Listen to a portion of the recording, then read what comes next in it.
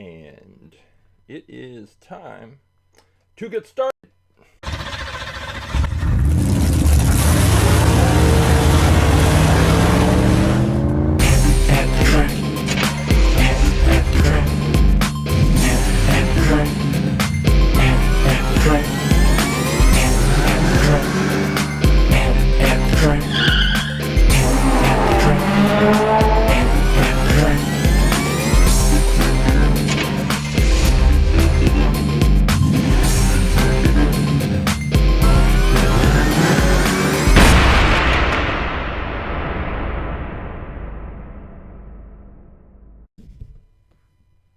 Hey, welcome to At The Track Live. I am Coach James. I am the creator and the lead instructor for All About Aerodynamics. What is All About Aerodynamics, you ask? Glad you asked, even if you didn't ask. All About Aerodynamics is a science program where I use Hot Wheels cars to teach kindergarten through 6th grade students about a range of science and physics-related topics, including, but not limited to, force, friction, aerodynamics, drag, lift, Isaac Newton and his 3 laws of motion, kinetic energy, potential energy, downforce, a whole range of topics. After we have learned the topics, after we have conducted experiments to drive home those concepts, then and only then do I bring in about 400 different Hot Wheels cars for the students to check out, and each student selects a Hot Wheels car they think would be fastest in a series of races based on everything they've learned in the course.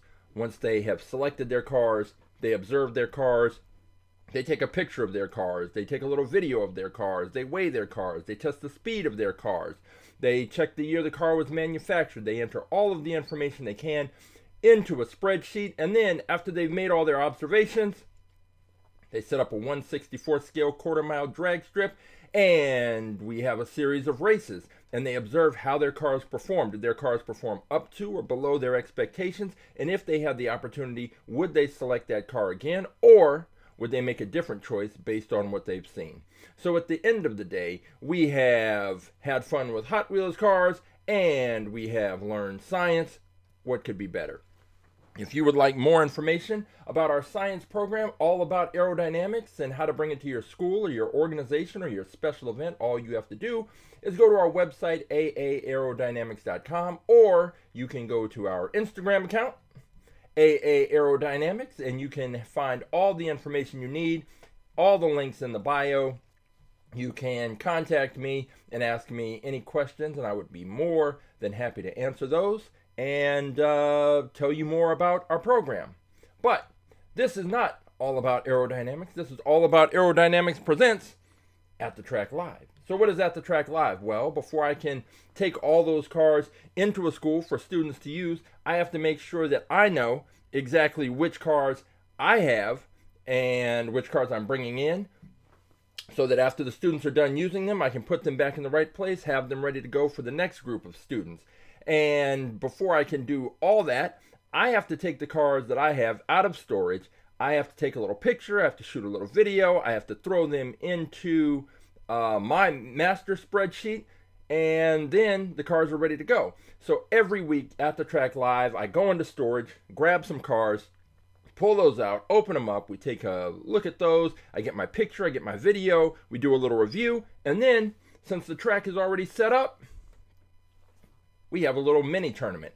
And that, we have the tournament, but the thing that makes it unique and why it's live is because you have the opportunity to participate. If you go to AtTheTrack.live, there are going to be 3 options. There's going to be the YouTube stream link, the Twitch stream link, which you probably don't need because you're already here somehow, and the third link is the most important link, the key to the whole thing, is the one that says choose your car. If you select that option, you will be taken to this page. And on this page, you will find all of the cars that are currently in the All About Aerodynamics At The Track Live fleet. There are 865. I think there's 868, but I haven't added in. There's 3 cars I haven't added in yet. But 865 cars. You can scroll through the page, look at all the cars, and find the car that you think will be faster than the cars that we have introduced today. And when you find that car, all you have to do is you can click on it to take a closer look. If you think this Steel Flame, that's the fastest car, in this case a truck, then you click on it, you take a look at it. You can take a look at the reflection in the mirror and see if it is a metal body on a plastic base or a plastic body on a metal base, sometimes metal on metal. And if that's still the car that you want to go with, all you have to do is take the number, in this case 135. You take that, drop it in the chat. I will pull that car, and boom, you will be entered into the tournament. Hey, Caitlin. Caitlin has made a pick. Her pick is 261. So let's go ahead while we're on this page. We'll scroll down and take a look at the car that Caitlin has selected, 261. Okay, she is going with the Lamborghini Huracan LP 610-4, which is this one right here. And as I've said in the past, you can't really go wrong picking a Lamborghini just because when we talk about the aerodynamics, when we're talking about trying to reduce the amount of drag that these cars experience so that they can move faster down the track, the Lamborghini is pretty much, as far as the design goes, consistently one of the best designs to consider when picking a car that you want to do well on our track. And Lamborghinis are very popular with the students. And we have, let me tell you, I know that Batmobiles are definitely, we have more Batmobiles than I think anything else. I think there are about 14 different Batmobiles. Lamborghinis, if they are not in the first position, they're pretty close. Let's see, how many Lamborghinis do we have? We have 1, 2, 3, 4, 5, 6, 7, 8, 9, 10, 11, 12, 13, 14, 15. 15 Lamborghinis, and there might even be one more. So we've got 15 different Lamborghinis to choose from, and Caitlin has selected this one, the Lamborghini, what did I say, Huracan LP 610.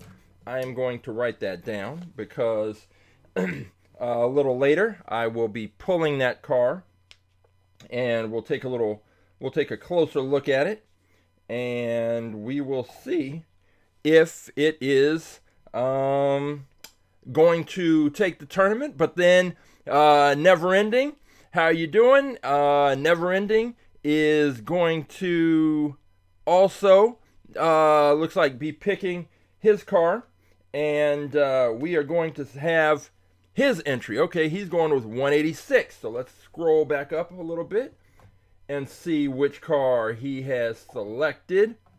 We are going to 186. The Haulinator? Never Ending's going with the, if this is accurate, you're going way outside the box. The Haulinator? That's a bold pick. I just need you to confirm. I don't necessarily think it's a bad pick.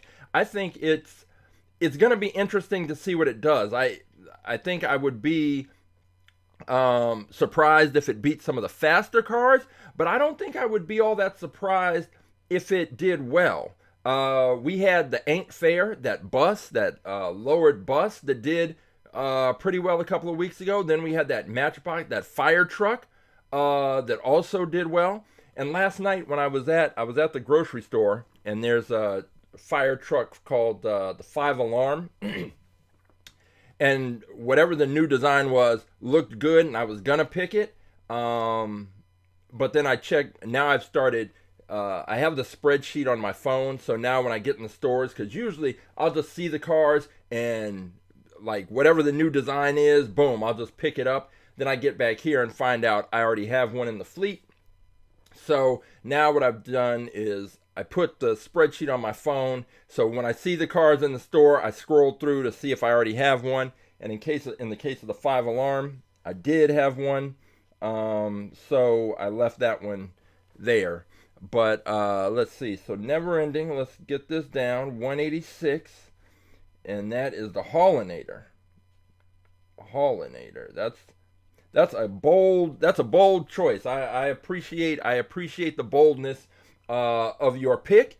Roughshod A, how you doing? Roughshod is gonna go with 431, that twin mill Gen E, and let's scroll down and take a look at this. I like it. I love the confidence in the pick, and I can't wait. I like these kind of out of the box picks. Here's another one. This Volkswagen T2 pickup. I saw one of these last night, and I picked it up, and then I scrolled through and looked at the spreadsheet and saw that I had one. And matter of fact, I like this one with the color scheme better, with that copper and white. I like that, and the orange and blue.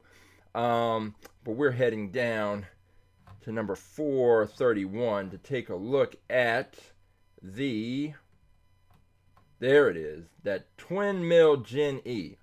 And this is a interesting car because it has a lot of the qualities that we've seen from cars that have done well on the track. And once we pull it a little later, we are going to take a closer look and point out some of the things that we saw in the wind tunnel that made it look like it could be a serious contender. And let's see, let me write that down. And Christopher, how you doing? Christopher also made a bold pick. And his pick is a car that I've seen. It's not, I don't know if there's a pick as bold as what Never Ending's doing, but Christopher's pick, presuming he's still sticking with it, the Salt Shaker number 16 is a car that's pretty popular with the students. I've seen it race many times, and it's done well. It's just a matter of with a lot of these races, sometimes it just comes down to matchups, and what is the matchup going to be? Are you it really does kind of depend. And since we don't account for the weights, so whatever cars get picked are going to race, and I don't separate them out by the sizes and the weights, which is something that would normally be done so that you guarantee that you kind of have, cars of similar weights racing each other. But no, I've described this like the early days in the UFC when they didn't have weight classes, and you might have a huge sumo guy against a little boxer or a wrestler versus somebody else, and the sizes would be crazy. In this, we might just have the Haulinator against a little sporty coupe. It just however it plays out, but we are going to find out and taking a look. So this is interesting. So Christopher is saying, telling Roughshod that he picked the Salt Shaker with the skinny disc wheels, just like the Formula Solar. So a few weeks back, when we had our 100th episode in our Tournament of Champions, Roughshod had picked the Formula Solar, and it had these little skinny disc wheels, just like the Salt Shaker. And I said at the time that I'd never seen, and then we hadn't seen a car with those kind of wheels do well on the track. Well, that car proved why you have to actually go to the track and race the cars, because it was competing with all of our champions and got deep into that tournament and was looking like it might have a shot to actually win the tournament. I think it got down to, if not the semifinals, at least the quarterfinals. It went pretty deep. So it showed that a car can have those little skinny disc wheels, but if it's got the right shape and the other aerodynamics are on point, then it can overcome whatever the downside to having those wheels is. And maybe there isn't a downside. Maybe the cars that had those wheels in the past just had some other issues that made them not as competitive. But the Salt Shaker definitely has a shot. I mean, we put it in the wind tunnel, and I think we discussed that the only concern is how the air interacts with those kind of turbine engines on the side. So you see that white part right behind the front wheels, and is the air going to get trapped in there and kind of slow that car down? I don't know. It's something that we're gonna have to see when the car performs. We're not gonna be able to just look at the outcome and know that that was what made the difference, but we will know. We will know more after the car races. So we have that one. So we've got the salt shaker. We've got Christopher's salt shaker. We have that's number 16. And all right, so we've already got a good solid lineup of cars that are ready to go, and then I'm going to introduce a few more, and then we will hit the track and see how it all turns out. And yeah, I'm sure if the twin mill and the salt shaker, all they have to do is just keep winning. You keep winning, and you're gonna face off against all these other cars. So I don't. Never Ending is asking why I don't pick a car, and I feel like I'm picking a car when I go into the storage, because when I go into the storage unit, I have just crates full of all the Hot Wheels cars that I bought over the years, and I haven't opened them. And so the whole point of me doing At the Track Live is that I want to get those cars mixed into the fleet. So if I start picking, if I start making picks for cars to race that are already in the fleet, then I'm kind of not, like, I'm not getting my work done. What I do eventually want to do is have another program, another just At the Track program where we just race cars, where I'm not introducing new cars into the fleet. It's just picking cars and racing those. And but you know, I have to work that out with the time, and just, you know, trying to make sure that I'm consistent, because that's with all this YouTube stuff. You just want to be consistent with it. So I try to be here every Saturday, clockwork, and just make it a part of my routine.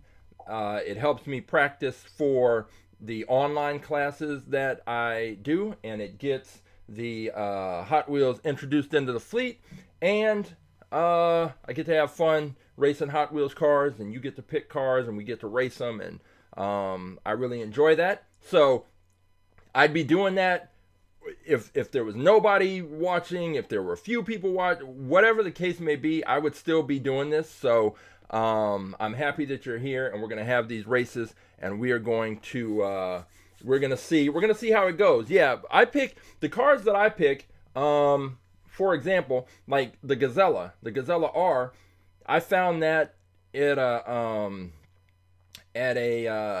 Five Below in a 5-pack when I was visiting some relatives, and I just picked it. So in a way, I am picking cars. I'm just not picking cars that are already in the fleet. So let's see. Asking, do I have an SRT Viper? It sounds familiar. I don't know if it's in the fleet. I would have to, let's see, a Viper, that'd be a Dodge. Yes, there's car number 445, the Dodge Viper SRT 10 ACR. Now, there may be a different one that you're referring to, but that's it. So, I almost forgot, and it's disrespectful to the champ, that if one of these cars that Caitlin or Never Ending or Roughshod or Christopher picks, or one of the cars that gets introduced to the fleet today, if one of those cars happens to win the tournament, whichever car it is going to have a chance to go up against our fastest in fleet car. Our fastest in fleet car is the car that has won the tournament over the past, well, from the previous week. In the case of our current fastest in fleet car, it's been winning these tournaments for the last couple of months. And last year, it had a run of about 4 months as champion. And that car is, of course, this one. It is the BlitzSpeeder. And the BlitzSpeeder remains the fastest car, the fastest Hot Wheels car on the planet. It is just, it's until you see it race, you can't really appreciate just how much faster this car is than every single car it has faced. Somehow it lost to the Gazella R last year in those 2 races. I still don't know how that happened, but it came back, destroyed the Gazella R, and has beaten down every car that it has faced for the past couple of months. And we're going to find out today if one of these cars that is in the mix can take it out. It's a tough thing to do. We put this car in the wind tunnel, so we have another show, Wind Tunnel Wednesday, and we have the 1/64 scale Windsable wind tunnel from Funtech Labs. We put the cars in there. When we put the BlitzSpeeder in there, the BlitzSpeeder is always the first car to go in so that you can kind of, it sets the bar and the baseline. When we put the BlitzSpeeder in, you can see the way that the air flows over this car. And so what it can do is the BlitzSpeeder reduces the impact of drag on the car. And by doing that, it's able to maintain a higher speed for longer than most of the other cars. And any car that can reduce the amount of drag, because there's drag, friction, and gravity that are working against the cars, can't do much against the gravity depending on the, that's up to the weight of the car. But friction, if a car can stay straight, it's not going to scrape up against the sides. It's not going to bump back and forth. All of that friction and that bouncing back and forth and scraping on the sides, that friction slows the car down. Drag is the other thing that impacts the car. And the faster an object moves through the air, the more drag is important, which is why, your regular kind of standard cars that are on the street, they're not going that fast, so they don't necessarily, they're kind of aerodynamic, but they don't have to be because they're not going that fast. But when you start getting into those really fast cars, the hypercars, the supercars, sports race cars, then aerodynamics are important because they need to reduce drag and they need to direct the airflow over, under, and around the car so that they can get downforce to press down on the wheels, especially F1 cars. They're not really aerodynamic. You would think they would be, but they're not. They're actually designed to increase downforce so that the cars actually stay attached to the track, because that's much more important. And then, of course, the engines there build up the speed, but downforce is how they're designed. They're not necessarily designed to be aerodynamic, but that's a whole other discussion. All right, let's get into the cars that we are going to introduce today. And this is why I can't ever make it through my cars that are in storage, because every time I go to the store, I'm looking through the Hot Wheels racks to see what's there. And if I see something new, see something I like, I pick it up. And I try, like, for example, this car that's going to be introduced is this one, the Cruise Bruiser. Now, I know for a fact that in storage, I have one of these. And the only difference is it's got a different color scheme and design. But it's the same car. But I saw this one, and I just liked everything about it. I like the color, I like the wheels, I like the decals, which we'll take a look at. And so, eventually, I'm going to be looking through storage, and I'm going to find another Cruise Bruiser, and it's gonna have to go to the prize bin, which is where these cars end up. Now let me see. Just double checking to make sure I don't have one. Nope, don't have one. All right, let's crack this open. Take a look.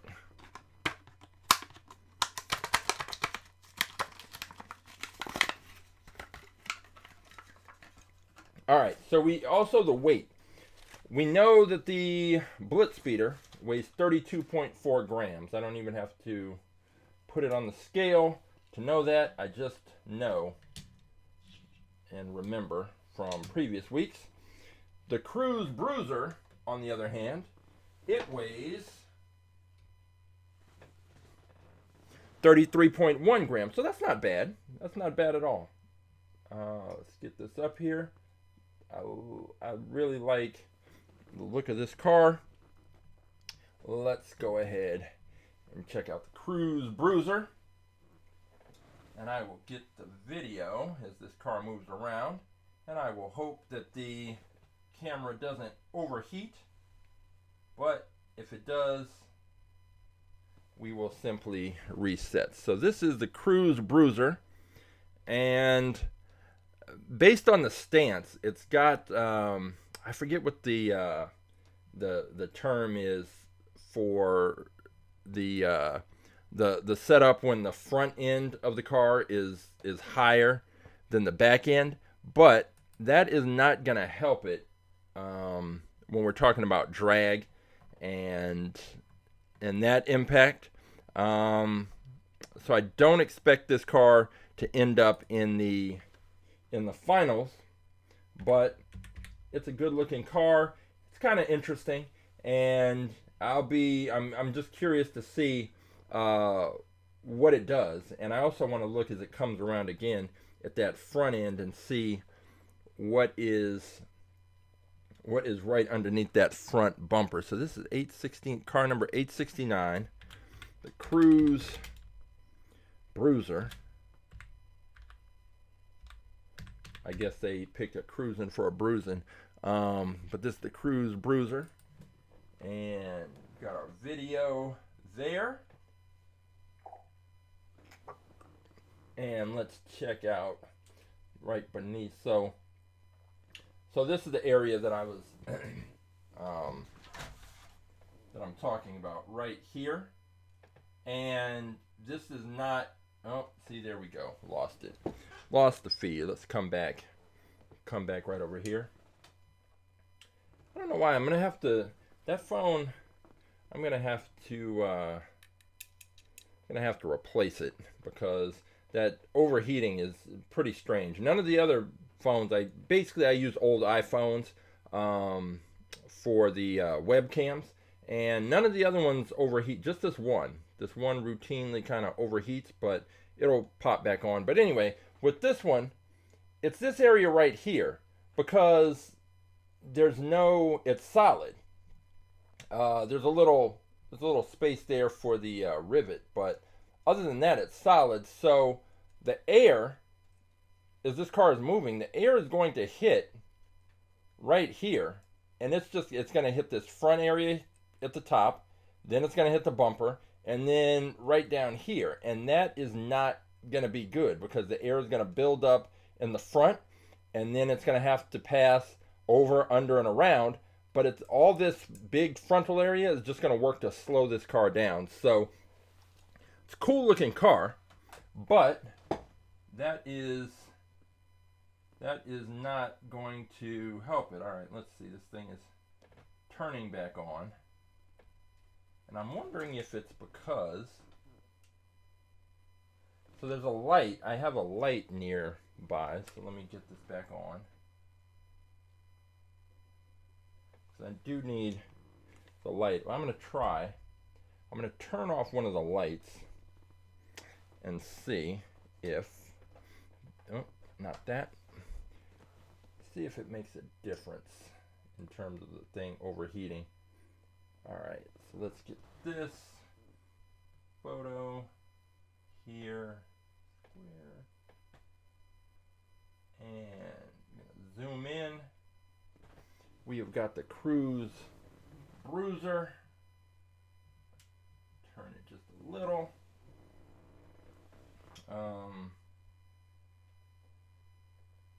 Nice decals. cool paint scheme. I just don't have much hope that it's going to be able to do. Oh, wait, I know what I should have done. Let me take this picture again. Let's get a little bit more light on the back side. There we go. Let's get a better quality picture for the Cruise Bruiser. So that is car number 869, and it is going to, oh, let me check the year it was manufactured. That is 2015. So I'll enter that information into the spreadsheet as well. And we have our first new car into the fleet. All right, so we have the Cruise Bruiser, and we have, let's see, another car totally out of the box, which let me just double check to make sure we don't have one. We have a number of these cars that are designed, what's this one called? After animals and insects and dinosaurs and things like that. Well, we have two cars. We have the Shark Hammer 2.0, and we have the Shark Cruiser, both of which are shark-inspired cars. Let's, matter of fact, let me take a look, because I know one of them is an ID car that's actually pretty cool, because it's it is right here. This one is that's the Shark Hammer 2.0, and it's an ID car. I don't know that it's been picked, at least not recently. I think this would be a good pick. The only problem is that fin in the back sticks out, and that ends up being the only point of contact on the launching block. And when it gets pushed out, it makes it more likely that this car is going to get some weird launch and not stay straight on the track. I think if it could stay straight on the track and get a good launch, then it could probably do pretty well. But you know, you're really you're gambling, because you don't know what kind of launch it's going to get. So that is the Shark Hammer 2.0, and then car number 319. We have the Shark, what's it called? The Shark Cruiser 319. There's that Formula Solar up there. Oh, this is the Shark Cruiser. And you see it's just another take on a shark inspired car.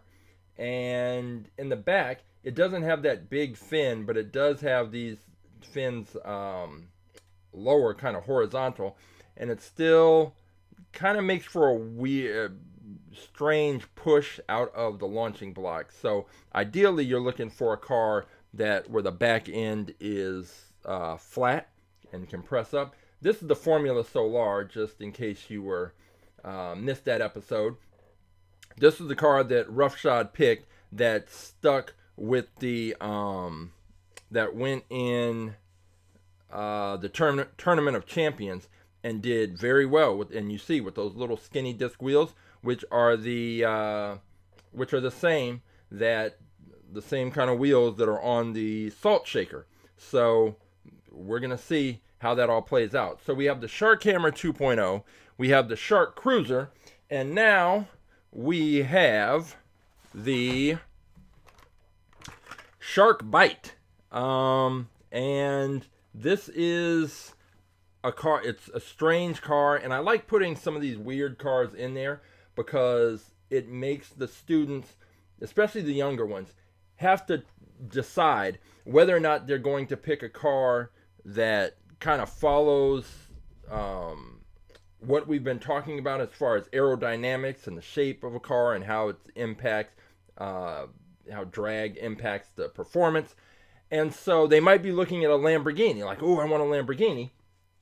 But then they might see a shark car, a character car, like the Nemo car, or the Frozen car, or the Black Panther car, Spider-Man, something like that. And then they have to think, do I want to pick a car based on something that I like with my heart?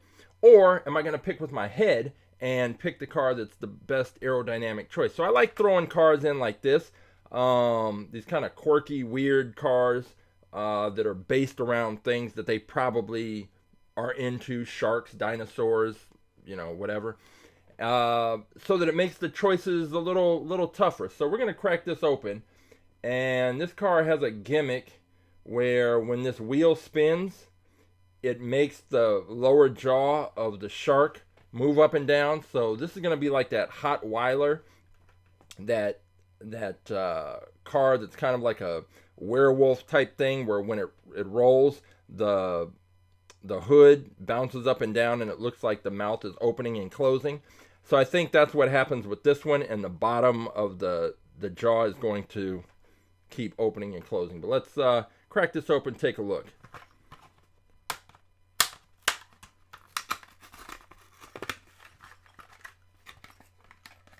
Oh yeah, Christopher says we should have a Shark Week race.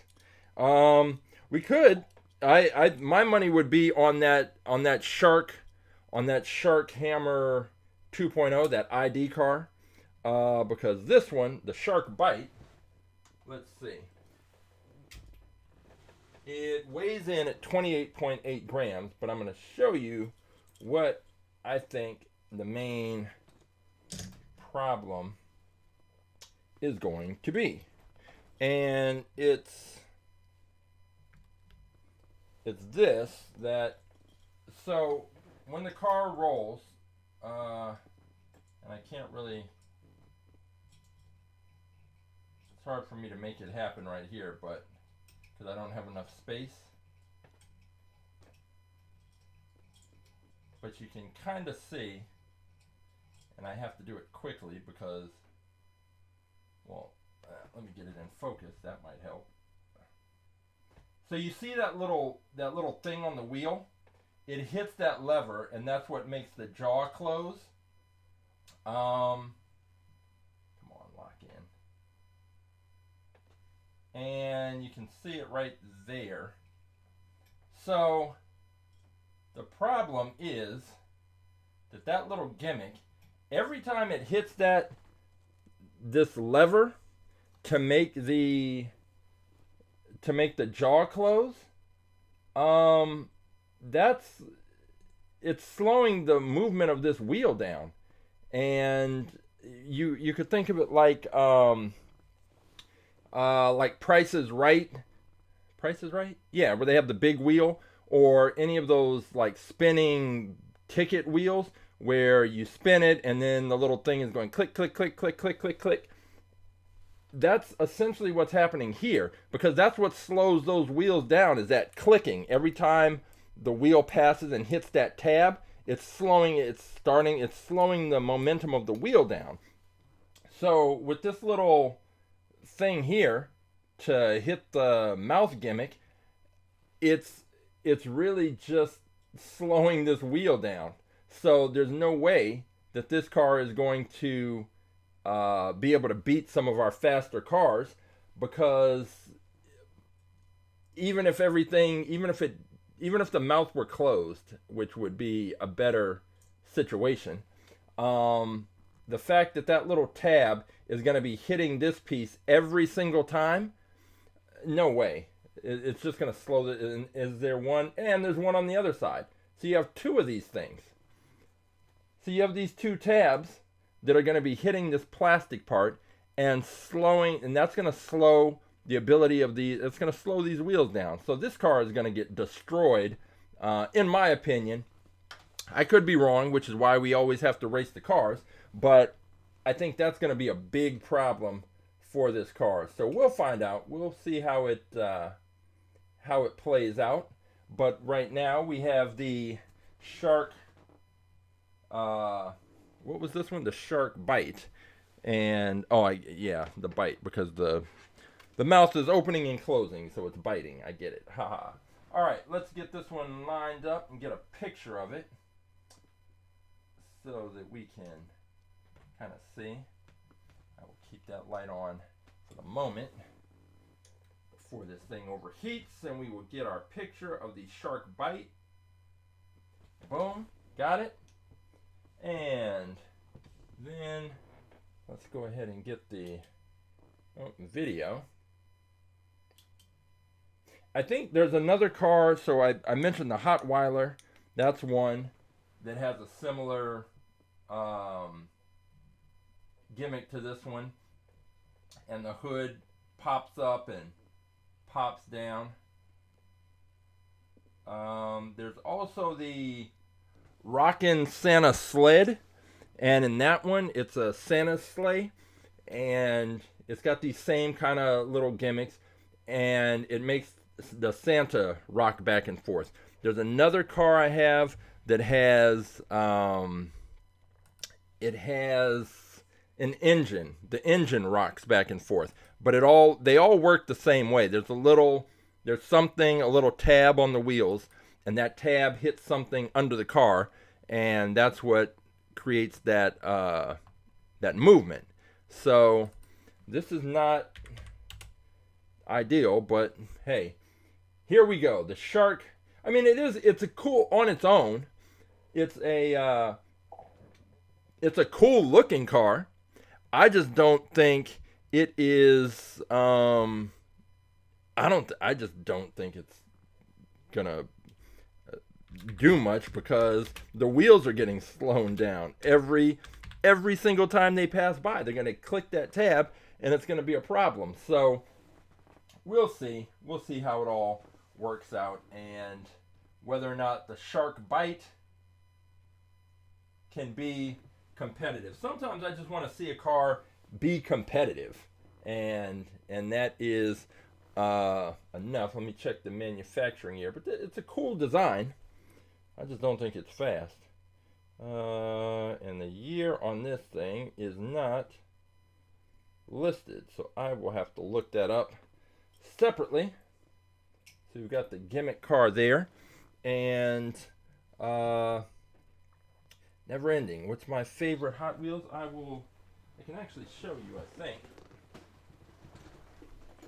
This is one I had when I was a kid, and I have a newer version that I believe is in the fleet right now that I ordered, that's not as beat up, but that is my favorite Hot Wheels car. And I have a bunch that I like, but this is just one that I had when I was a kid. It's got the gold Hot Ones wheels, and I played with it a lot, which is why it's all beat up. And so the version that is in the fleet is much nicer. And but this is the one that I had. You can see that the roof is dented. I mean, there was nobody that I grew up with ever kept Hot Wheels in the case, or even thought about keeping them in the package or hanging them on the wall or anything like that. Like, we opened these cars and played with them. We were putting them on the sidewalk, on the blacktop, in the dirt, in the water, just everywhere, making ramps for them to jump off of. And it's why so many of the cars that I have from when I was a kid, I can't do anything with them because they're all beat up. And they're beat up because I played with them. So, for example, here's another one that I have from when I was a kid. And it is, I mean, it's just toasted. Just the paint scraped, the windshield is just, I'm surprised the windshield is there. Some of the ones I have, the windshields got smashed, but it's almost just, look at the tires, and you can see that's how you know that these cars got played with, because look at the wheels, look at the tires. If I turn it like that, you can see all those grooves in the wheel. That's not from the way Mattel made those. That's from this car getting rolled on the sidewalk, on the cement, being played with, which is what I figure, these cars were meant to be done with. If you are a collector that likes to, keep the whole package together, there's nothing wrong with that, and I can appreciate that. It just was never my thing. I played with these cars a lot, and as a result, some of the axles are bent, so I can't race them. So I'd have them in a side case. But fortunately, somehow with this car, I actually have a second version. So you see how this looks there, this version of it. But I also have, it's in here somewhere. I have a version of this that is not all. It's a newer version. Let me I can tell you specifically, because that is a Roger Dodger, of which there are quite a few. Roger Dodger Gold number 405. So again, remember how that one that I have looked, and this is what it looks like when it is the non beaten up version.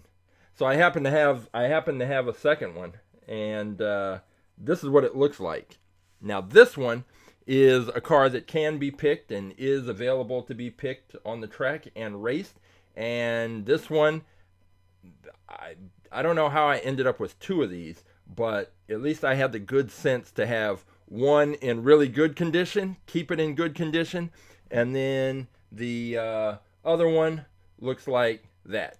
So a little before and after. So yeah, those are some of my favorite Hot Wheels cars. And that black one, I forget the name, because the name, so for example, on this black one, the name is not on the bottom of the car. So I have the name because I have the other one in the fleet, but I don't remember the name offhand. I just know that that's the car that is one of my favorites. All right. So we've got the Shark Bite. We've got the Bruiser Cruiser. And let's see. We have to introduce another one. What wheels do I like better on Hot Wheels cars? I just like the regular Hot Wheels wheels. As far as like racing, I like those 5-spoke wheels, the faster than ever wheels. I like those. But those are usually, it's not necessarily the wheel, it's the axle, which makes them faster than ever. But I just like the design of the wheel. And what I don't like is when the wheels are mismatched or different colors. I don't like that. But these, well, we'll show some other ones. But I like these wheels. I like those. Those like kind of multi-spoke wheels. I like those. Sometimes I like these if the color scheme is right. It really just depends on the car. Usually I don't just look at the wheels unless I'm thinking about racing. I'm looking at the whole car, and did they put it, like, does the design, does the color, the wheels, everything, does it all like come together to make the car look cool? And if it does, hey, it does. Does it fit? Sometimes you look at the wheels and it's like, they just don't fit. But we go with the design. And for most of these cars, if you don't like the design, all you have to do is wait a few months and they'll put out a different version. So, all right, we've got the Shark Bite and the Cruise Bruiser. We are now going to introduce, let's see. We are going to introduce this one, which is, it's a strange pick, but I tend to like these kind of minivan type things. What did I just do to the, hang on. Okay. I accidentally cleared my spreadsheet, which I didn't want to do. I'm trying to check to make sure I don't already have this car in the fleet. Rapid Transit. Nope, don't have it. It is the Rapid Pulse, and it is a kind of futuristic, stylized ambulance, and there's some information, a little story on the back. Rapid Pulse, born in 2023 in El Segundo, California, right down the street. Designer Hot Wheels. Race to the rescue in this modern hybrid rapid response ambulance. The battery charges via solar panels on the roof, and it features a supercharged mid-engine big block plus electric motors. So, yeah, I like these kind of minivan-ish cars. So it's why we have the ID Buzz in here. We have quite a few. The Ford super van, something like that. It's a little minivan that you can't buy in the United States. That is, it's like their Ford minivan, but they souped it up so it's like a race style thing. It's pretty cool. But anyway, Rapid Pulse. Let's crack this open. Take a look.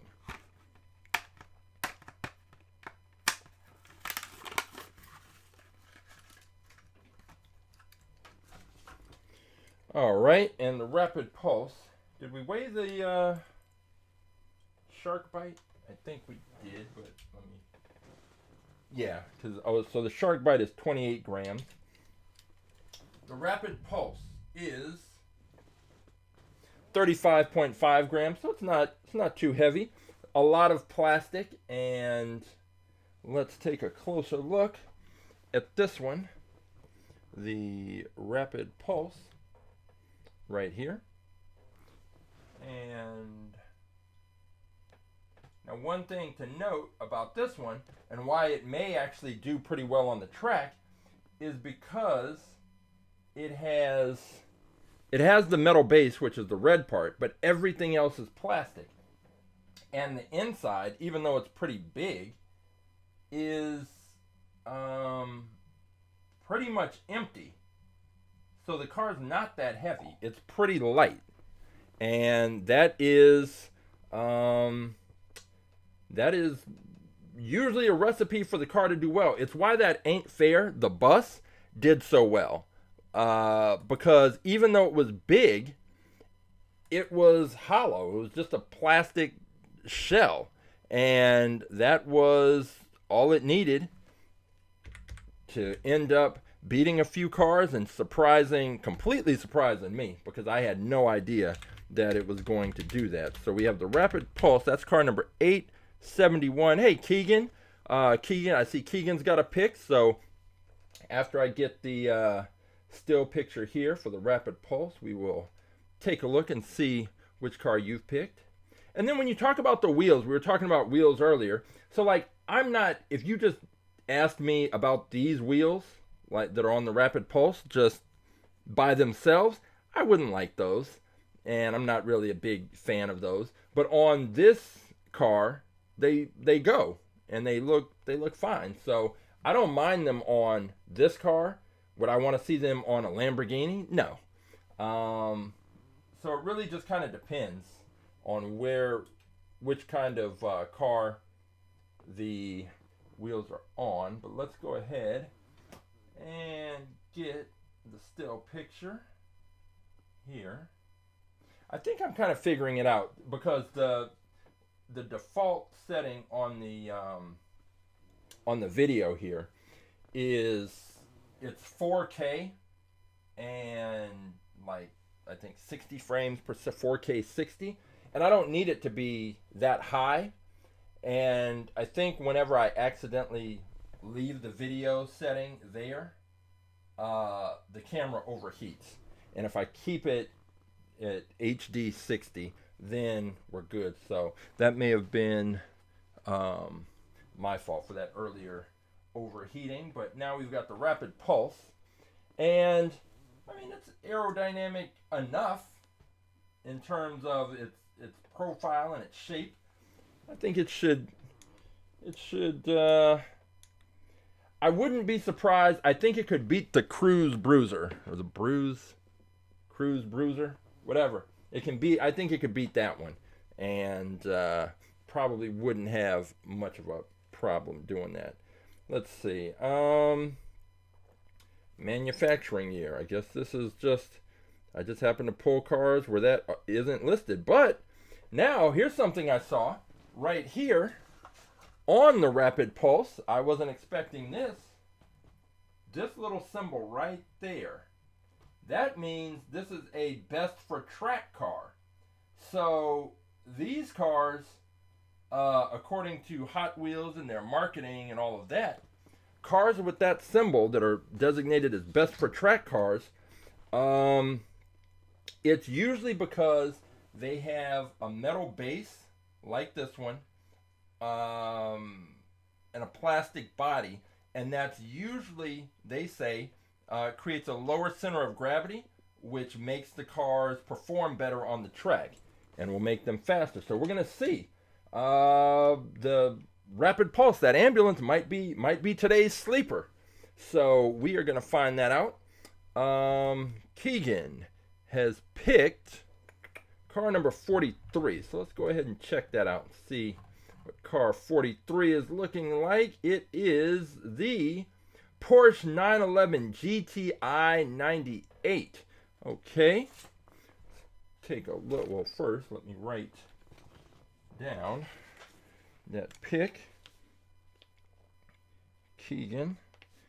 And this is number 43. Porsche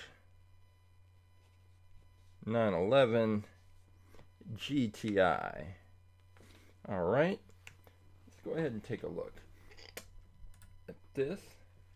Now this is another solid pick. I've seen this car. This car's been picked by students before, and has raced.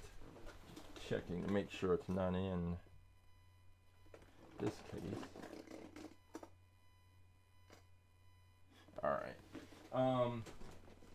Yeah, it's been picked by students before, and it is it's a good solid pick. There's nothing wrong with this one. The back end is flat.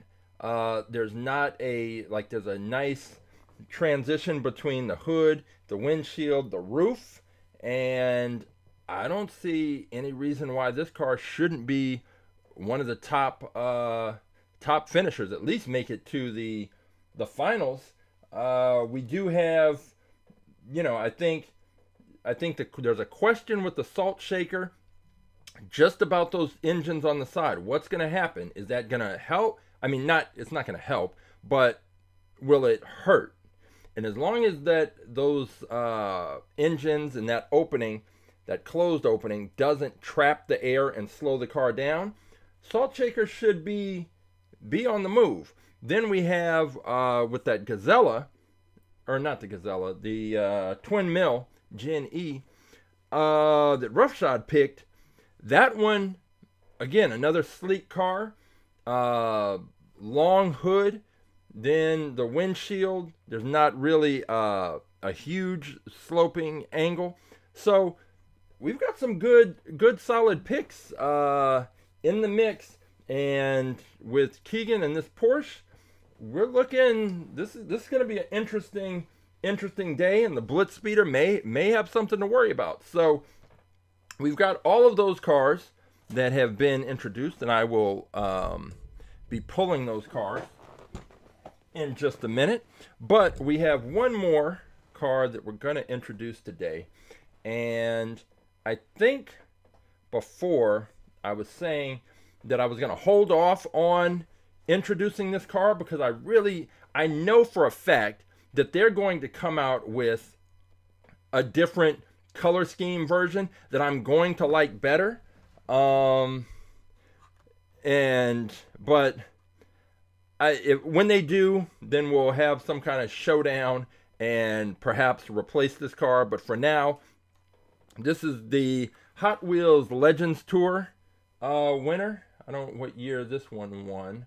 It won the 2023 Legends Tour series. And if you don't know, that's the competition that Hot Wheels has where real world car designers, they design cars to look like Hot Wheels cars.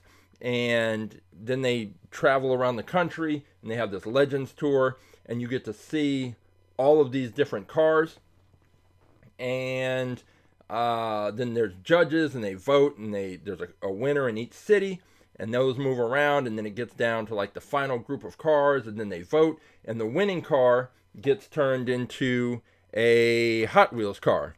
So this is the car that won in 2023, and it is the Mazda MX-5 Miata, conquering the competition.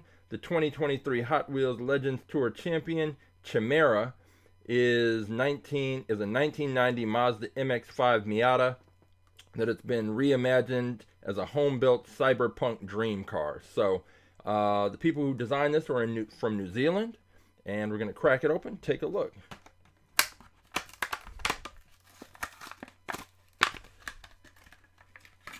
All right. So it weighs in at 28.9 grams, so it's pretty light. And let's go ahead and take a closer look. This one here, this is the Mazda MX-5 Miata, and I'm going to throw the silver backdrop just because it's a little dark. I want to have some contrast so that it can actually be seen. That helps a little bit. Let's get our still picture here.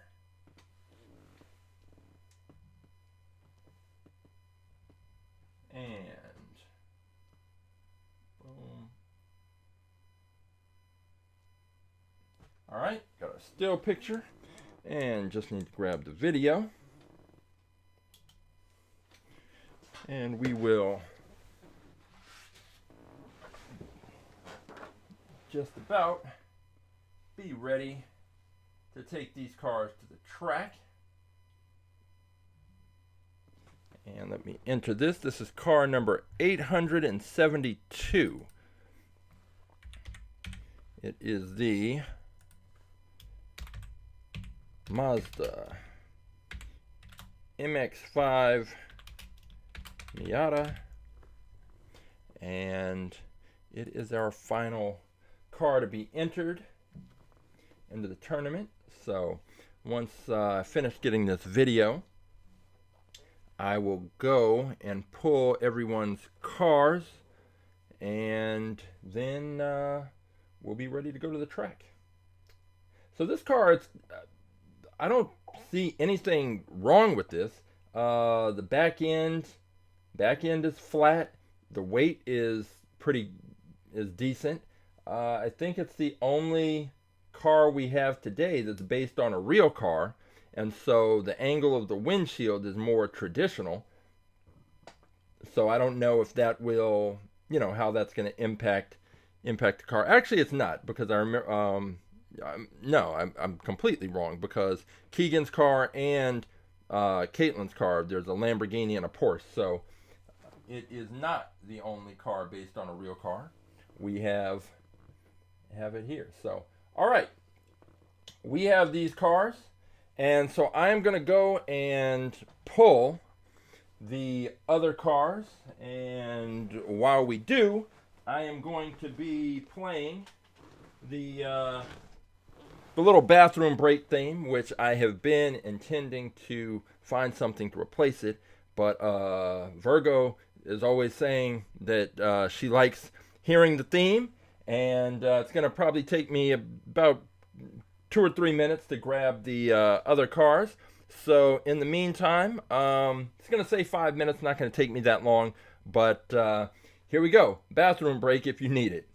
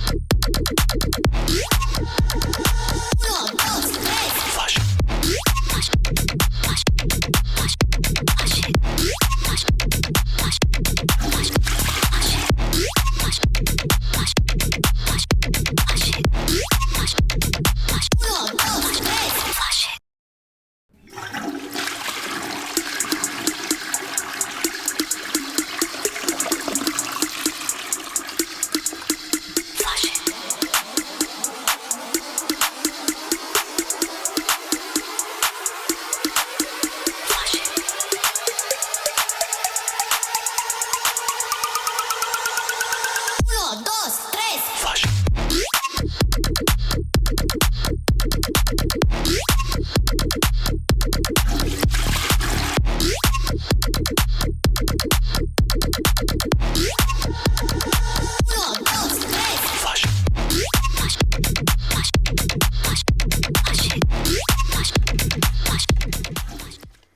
All right, here we go. So that took a little while because I had to track down these cars. So let's go ahead and take a look at the cars that we have for our viewer picks. And first up is Caitlin's Lambo, which again, there's never, you can't go wrong picking a Lamborghini, whether it wins or doesn't win. It's always they're always solid picks for the sort of obvious reasons. The design, the aerodynamic profile is pretty much ideal. So we've got that Lamborghini. We have this next one is Roughshods pick, which is this twin mill Gen E, and I think the part of this car is this long hood area. When we had it in the wind tunnel, there was some separation of the air, like at this point. But the good part is that the windshield and the roof are pushed so far to the back of the car that by the time there's separation, it really doesn't matter anymore, because any low pressure that's created is going to be at the back end of the car anyway. Now, if this driver's area was moved forward and the roof was here, then it would probably be an issue. But this has that long roof line, and we saw the air just kind of flows right up over it. So this car does serve, it reduces the drag. It's got the wider wheels. Oh, let me put it in focus. That might help. It's got the wider wheels at the back end, and the traditional Hot Wheels wheels at the front. So we are going to see what this car can do. We have the salt shaker here, and as I mentioned, and we talked about this on Wednesday when we put this car in the wind tunnel, the issue is what's going to happen when the air hits these two areas here, because they are solid. There's not a pass-through like it would be on a, with a airplane. So the air is going to go into these areas, and is it going to work to slow the car down when it gets trapped in here? Kind of like almost like a parachute effect. Is it going to impact this car's speed overall? If those weren't there, or if they were at least open all the way to the back, I'd be a little more confident. But this is going to be interesting to see exactly what happens with the salt shakers. So we've got that. And then we've got Keegan's Porsche right here, which this is a great pick. And that flat back end is going to be great. Again, it's just got this low kind of sleek profile. I don't see anything to really impact the flow of the air over, under, or around the car. And that is what we have with that one. And then we get to what is the boldest pick of the day. And this is never ending. He's pulling out all the stops. I think Roughshod said a few weeks back, like, you just have to, you have to go outside the box, and you're trying to find a car that's going to beat the BlitzSpeeder, and sometimes going traditional isn't the way to go. You got to just try something new, something different. Never Ending's going with the Haulinator.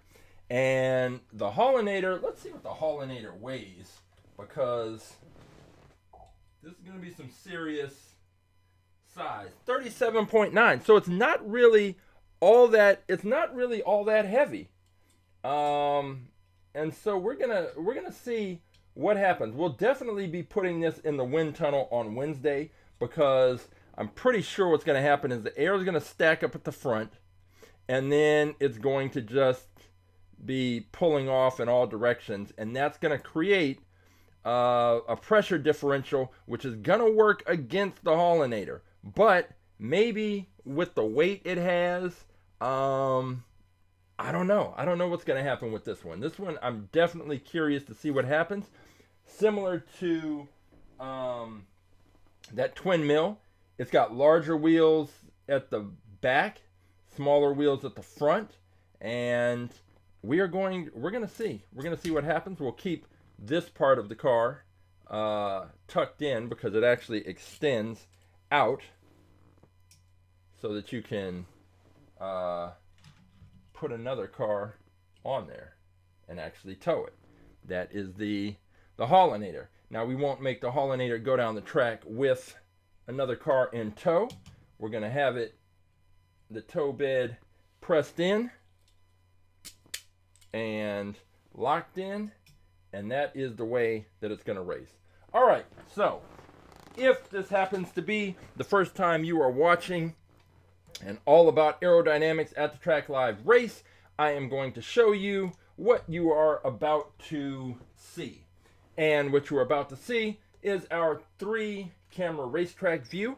The cars are going to start in the screen on the left at the top in the launcher. I am going to give a countdown, 3, 2, 1, race. I'm going to hit the switch. The cars are going to fire out of the launcher. They're going to come from top to bottom. They're going to pass out of the bottom of the screen on the left. They're going to show up at the top of the screen in the middle.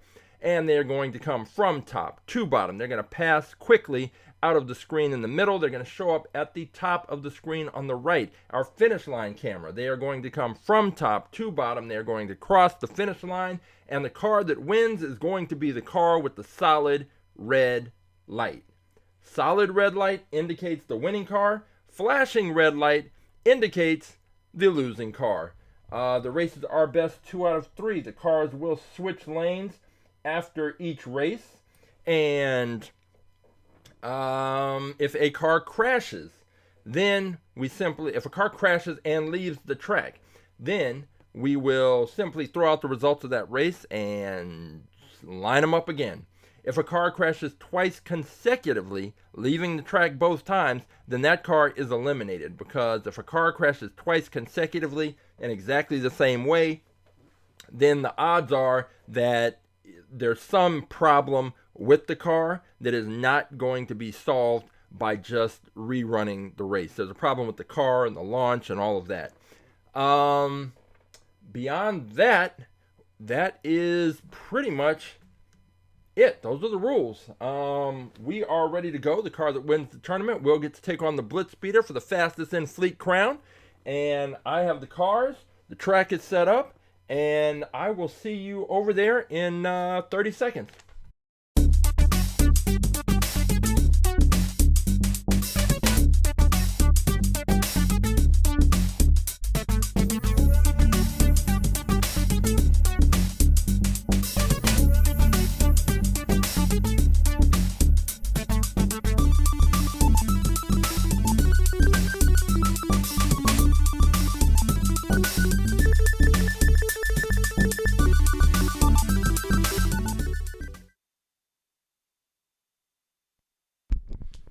Okay, we've got everything set up. I just have to double check the audio.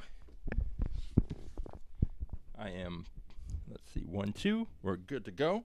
I'm always paranoid about that, because there was one time several months ago, or even probably over a year ago, and we're getting ready to do the races, and did the races, but there was a cable that came loose, a connection, and there was no audio. And I didn't know there was no audio until I got back and was watching the replay of the episode. So I always double check to make sure we've got the audio. All right, here we go. We have plenty of cars lined up, ready to race today.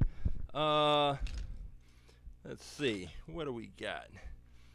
We are going to go right off the bat. I'm kind of curious about the Shark Cruiser. or the shark bite. So we're gonna go shark bite, and let's go shark bite and we'll go shark bite and shark bite and Lambo. So we're gonna take Caitlin's Lamborghini Huracan and this shark bite. Let me make sure the shark bite is not, so the shark bite is too tall to use the standard acrylic cover, so we are going to have to switch to the taller cover, which I don't think is going to I don't think it's going to be a problem for the Lamborghini, but we will check and see, and if there's something that we need to adjust, I'll make those adjustments. We're going to put the shark bite in lane 1. This car might crash right off the bat. I don't know, because that one fin that it has in the back is touching the launching block, but it's not going to get a good push. Like, there's no way that this car gets a solid push. In addition to that mouse gimmick, this looks like it's going to be bad all around, but you never know, although you kind of know. So we have the shark bite in lane 1, if I can get it to stay in position. And then we have the Lamborghini Huracan in lane 2. So, first race of the day, we've got the shark bite in lane 1, the Lamborghini in lane 2. Race 1, here we go.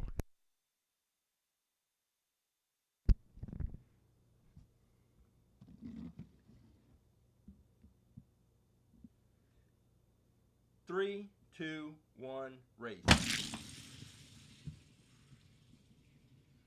And the shark bite, it chattered its way all the way down the track slowly, as expected. Lamborghini destroyed it, even with this cable being in the way. The Lamborghini just kind of brushed that aside and took the race. And we're going to get these cars lined up again, but there is no reason to expect any different outcome. It's just that little biting action on the shark car is just not, it's not helpful. It's not helpful for the race. Let's see. Christopher said, why don't we do viewer versus viewer race? Well, we will have all the viewer picks are going to race each other. They just have to win their races. So this is definitely a situation where the new cars that have been introduced that I cracked open, one of them was the shark bite. That's just about to be eliminated. So the number of viewer picked cars is going to be 5, and then there will only be, after this, actually it's 6 viewer cars, and after this race there's only going to be 2 cars that I opened. So we now have the shark bite in lane 2, we have the Lamborghini in lane 1. Race number 2, here we go. Hang on, let me just make one little adjustment.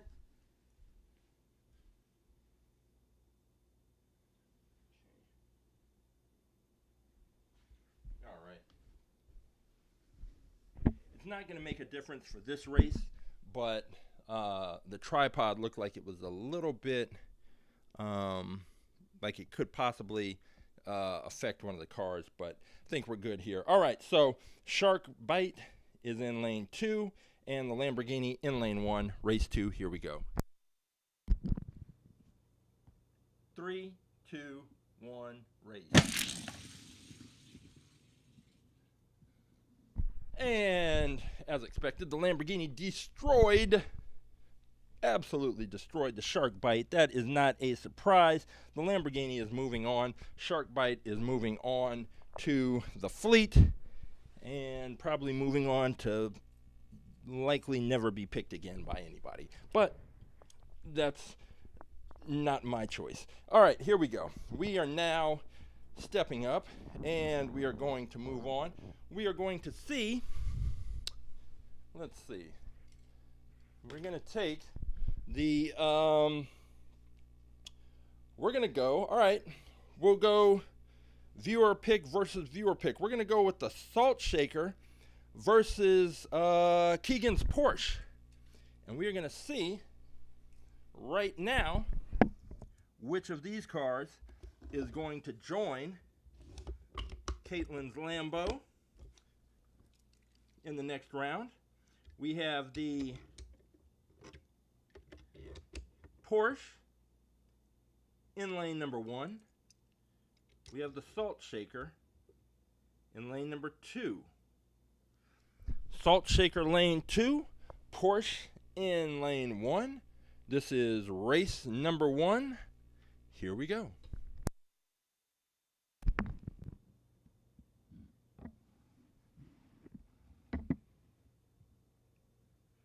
Three, two, one, race. Whew. That was a good, solid, close race. The Salt Shaker pulled it out at the end. Those cars didn't seem like they were, like that was our fastest race we've seen. But hey, you don't have to be faster than ever. You only have to be faster than the car you're racing.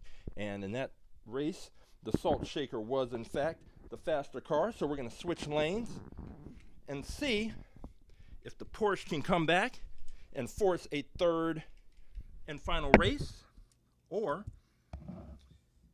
if the Salt Shaker is going to just take 2 in a row. We have the Porsche set up in lane 2. Salt Shaker with the thin disc wheels is in lane number 1. Race number 2, here we go.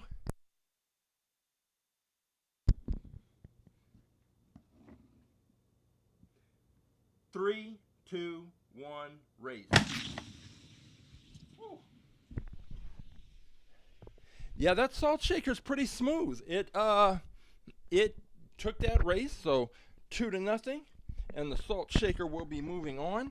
And it definitely didn't come out of the gate necessarily in front, but it held its position and then just moved on past it. So the Salt Shaker has moved up with Caitlin's Lambo into the next round, and we are now looking at our next setup. So let's go ahead. Let's go Haulinator versus Rapid Pulse. So now we're going with our 2 bigger vehicles, but it's going to be interesting because remember the Rapid Pulse, and it's too tall, so we're going to have to switch out with the taller acrylic cover. The Rapid Pulse, okay, no, it's good. The Rapid Pulse is the one that had the little Best for Track insignia on the bottom, the little logo. So they're suggesting, Mattel Hot Wheels is suggesting, that this Rapid Pulse is going to be a good track car, a car to race.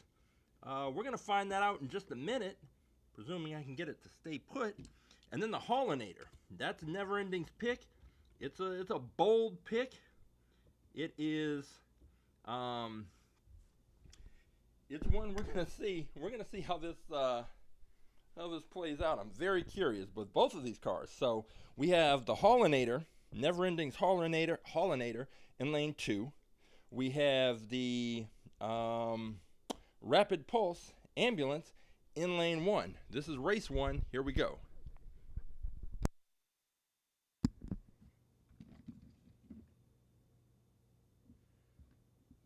Three, two, one, race. Woo. Okay, so the Rapid Pulse got to near the back end of the track and crashed. I need to check because it's a taller car, so I need to check to make sure that there isn't something that it hit, that it ran into. No, it's good. So I'm not sure why it crashed, but it crashed and left the track. So we'll just reset that race, no big deal. But the Haulinator looked good, and if the Rapid Pulse happens to crash again, then we'll see what happens. But it didn't hit. Yeah, it didn't hit the tripod. I know that's like right where it crashed. It ended up coming off and hitting the barrier. But with these taller cars, sometimes I have to take sort of extra precautions to see what, make sure everything is out of the way even more so. So, all right, lining them up again. The Rapid Pulse is in lane 1. The Haulinator is in lane 2. Race 1 restart. Here we go.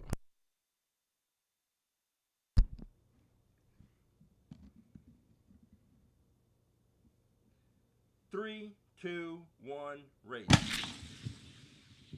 Woo. Okay, the Rapid Pulse.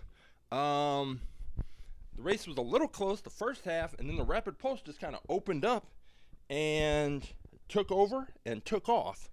So that is what we've got so far. 1-0. Rapid Pulse won, and the Haulinator is going to have to really step it up, because I don't know, maybe it got a bad launch, but that was a tough loss. We're switching sides. We've got the Haulinator in lane 1. We have the Rapid Pulse in lane 2. Okay, this is race number 2. Here we go.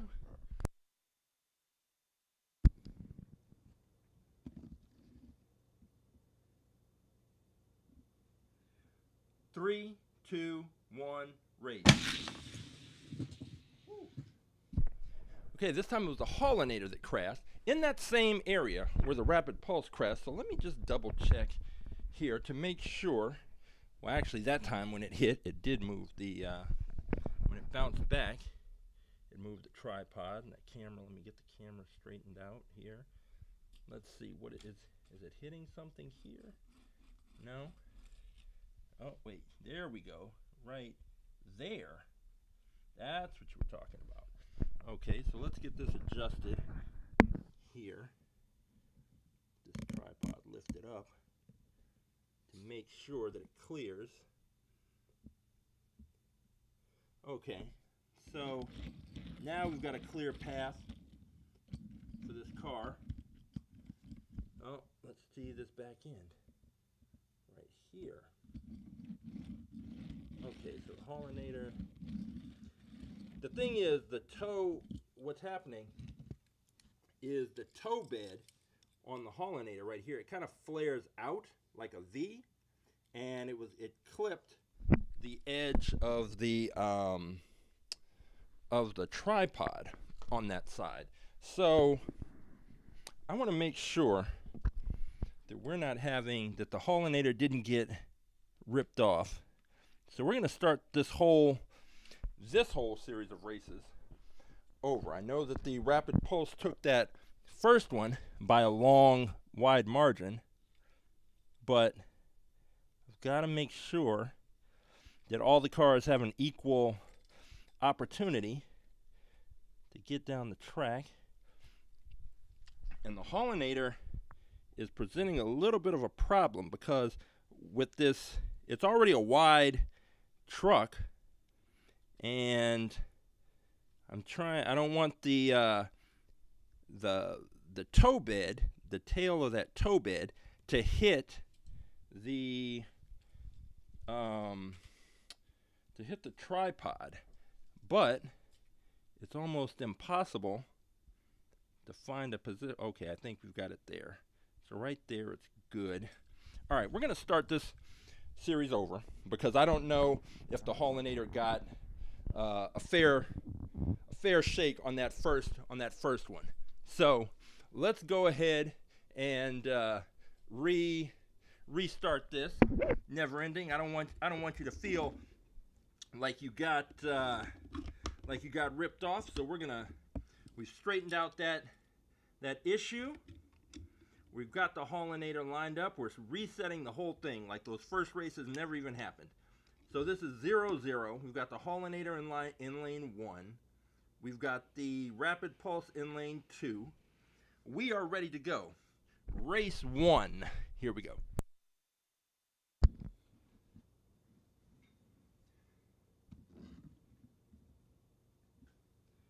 Three, two, one, race.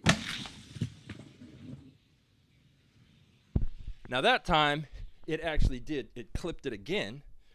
This is gonna be a tricky thing to manage, because this toe bed, it just flares out at the back end. So it came through. This is where it ended up hitting this time.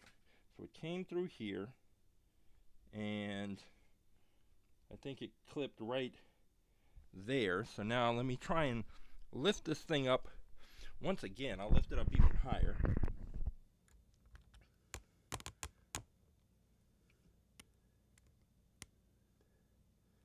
Okay, so now there is absolutely no chance at all for this car to hit this tripod. There's no chance. It's not going to hit it. What about the back end? We'll check that one since we're here and we're making checks like Santa, checking it twice, making a list, checking it twice. All right, back end. This car comes through. It's clearing right there, no problems. Is it clearing there? Yes, it's all clear. Both ends of the track. We are going to set this up again. We're going to get through this. This is interesting. This is just these out-of-the-box picks present out-of-the-box problems. So here we go. We are really right. This is a never-ending. We're in a never-ending race. So let's get these lined up again. Haulinator, lane 1. Rapid Pulse, lane 2. We are going to definitely get a winner out of this matchup. All right, race 1, once again, it's like we've gone back in time. Just race 1, once again, Haulinator lane 1, Rapid Pulse lane 2, race 2, here we go. Race 1.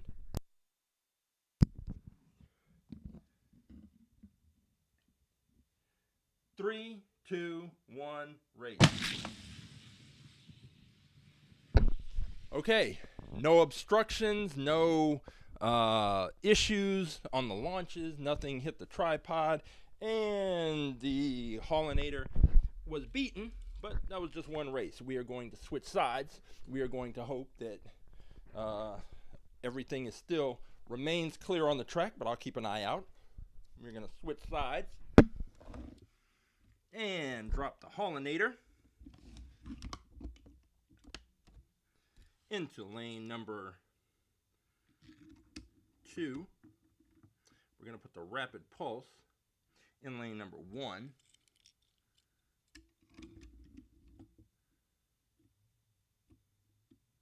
And we're ready to go.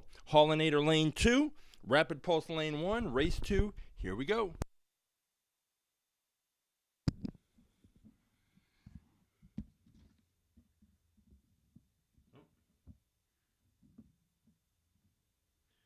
Now the Rapid Pulse moved up just a little. All right. 3, 2, 1, race.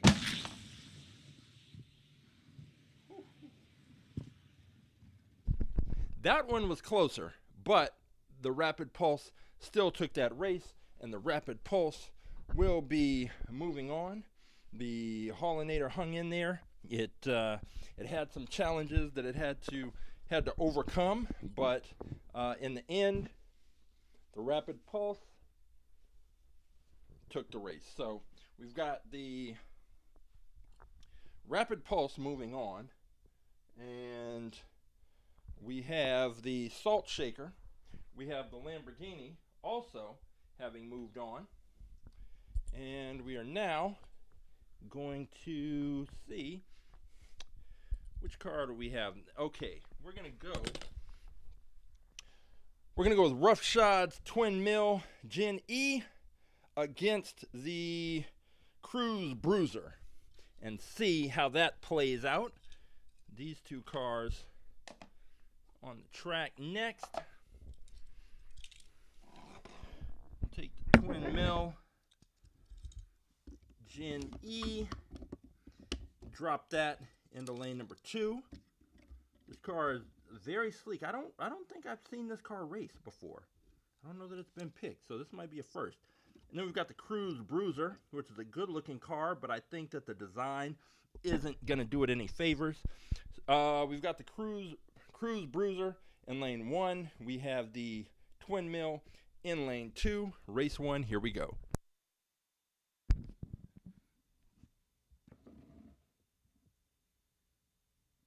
Three, two, one, race. Woo. Okay. The Cruise Bruiser was faster than I would have thought. At the same time, that twin mill, that put some speed down on the track. That was not a light pass. That was quick. So we're gonna switch lanes here, and then we are going to see if the Cruise Bruiser can steal a race, force a third, or if we are just going to be in another situation where a car takes 2 races in a row. So we are lining these up. Twin mill is in lane number 1. The Cruise Bruiser is in lane 2. Race number 2, here we go.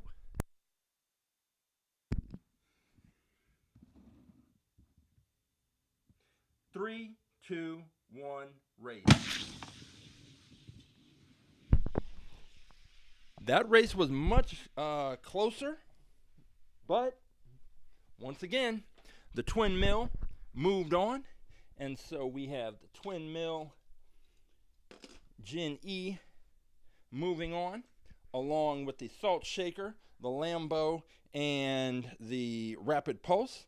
And so now we have this Mazda Miata. We're going to go Miata versus Lamborghini. So we've got Caitlin's Lambo back in the mix on the track. And we're going to go drop the Lambo into lane 2. We will put the Miata in lane 1 and see which car comes out on top. So Miata lane 1, Lambo lane 2, race 1, here we go. 3, 2, 1, race. Wow. The Lamborghini was in the lead until, I would say, maybe like the last third of the track. Right here, right after it passed, as it was passing the finish, the middle camera, the Miata just started gaining ground, and we usually find that happens with if there's a big weight differential, a disparity between the cars, or if there's something aerodynamically that's creating more drag that slows the car down. And with the Lamborghini, I don't see why drag would have been the thing that slowed it down significantly, but the Miata definitely passed it the back end of the track. So we'll see if that keeps up or if the Lamborghini can force a third race. Here we go. We've got the Miata in lane 2. We've got the Lamborghini in lane 1. Race number 2. Here we go.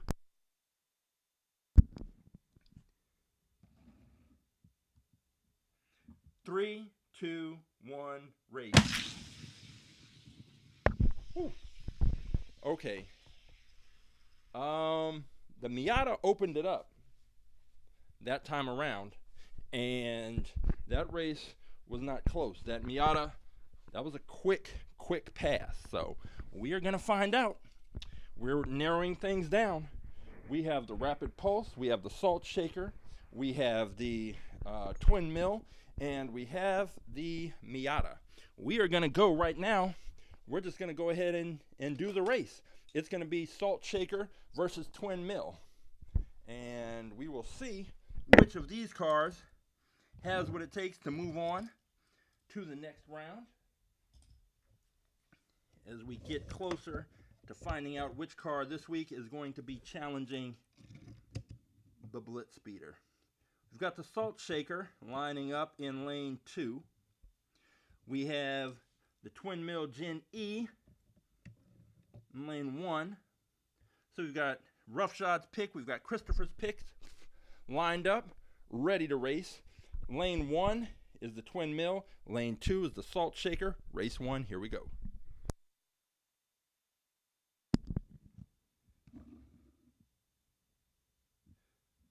Three, two, one, race.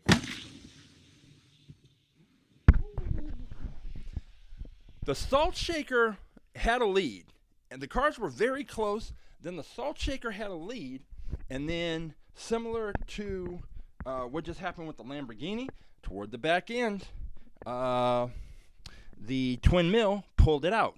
And so you have to start to wonder if, remember those two turbine cones, those engines that we talked about at the beginning, are those trapping air and ultimately slowing the salt shaker down? And where we would see that is, like, I would think if we were going to see evidence of that, where we would see it is exactly where we saw it, which is at the end of the race. So we're going to switch lanes. We're going to pop the salt shaker in to lane number 1. We're going to put the twin mill in lane 2. And we are ready to go. This is race number 2. We've got the salt shaker in lane 1. We've got the twin mill Gen E in lane 2. Race number 2, here we go.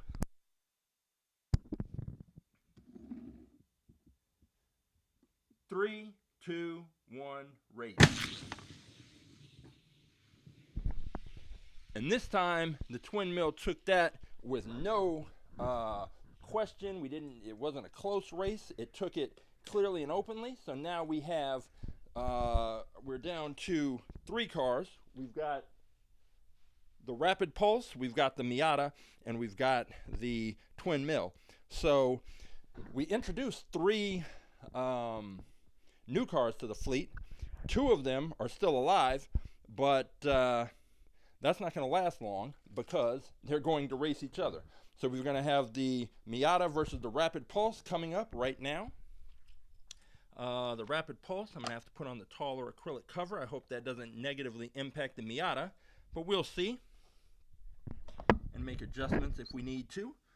All right. We're going to put the Rapid Pulse in lane 2 and set the Miata in lane 1. The Miata looked very good in its first race. So we will see if that is a trend that continues. It keeps moving on me, so to get it straight in there. Come on, stay put. So sometimes the cars like to roll forward just a little bit, which is no good because then they end up getting punched out of the launcher instead of pushed out of the launcher. And the difference between a push and a punch is significant because when the cars get punched out of the launcher, they tend to jump up in the air, and it's more of a problem. Come on, Miata, cooperate. Just want you to get a fair shot at this. All right, good. Got them lined up. The Miata is in lane 1. The Rapid Pulse is in lane 2. Here we go. Race 1.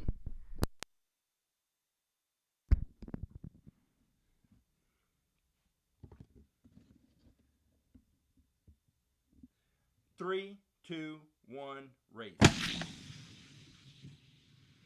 Whoa. Okay, that rapid pulse, remember we said it had that best for track insignia on the bottom of the car, and Mattel claims that that means that these cars have lower centers of gravity and therefore are able to perform better on the track. Well, the rapid pulse held its own right to the end with the Miata, so much so that I had to look at the lights on the finish line to see which car won, and that indicates how close it was. Even though the rapid pulse is a bigger vehicle, it was right there at the end and could have taken that race, but it didn't. So the Miata's up 1-0, and the Miata is now in lane 2. The rapid pulse is in lane 1, and here we go again with me trying to get these cars to stay put.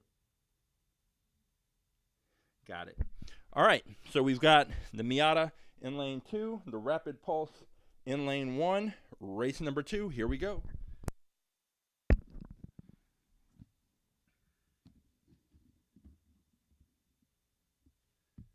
Three, two, one, race.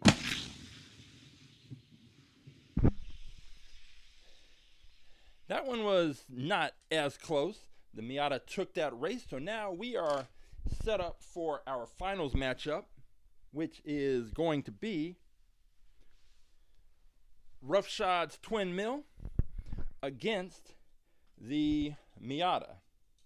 So let's go ahead and switch out this cover here, put this on, and find out which of these cars is going to be today's champion and which car is going to take on the BlitzSpeeder. All right, we have the Twin Mill set up in lane 2. We have the Miata launching out of lane number 1, and we are ready to go.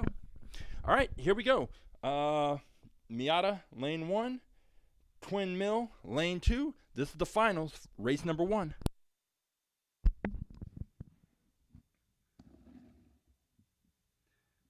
Three, two, one, race. Woo. And the Twin Mill was like, let me just slam into this barrier right at the front of the track and create a little more drama for this upcoming race. So the Twin Mill crashed, so we will be restarting the race and getting that situation. Not sure what happened, but it happens. And get this Miata lined up. So once again, the Miata's in lane 1, Twin Mill is in lane 2. Race number 1, here we go.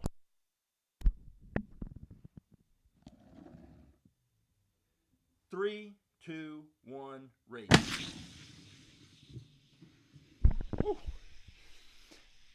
The race was a little close, and then the Twin Mill just opened up, and that was the end of that at the back end of our track. So the Twin Mill has taken the first race, and now we are going to switch lanes, and we are going to see if Roughshod is going to be have the car that takes the title today.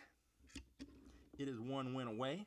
It's lined up in lane number 1, and we have the Mazda lining up in lane number 2. The Mazda needs to take 2 races in a row, or Roughshod's Twin Mill is going to be today's champion. Race number 2, we've got the Twin Mill lane 1, we've got the Mazda lane 2. Race number 2, here we go.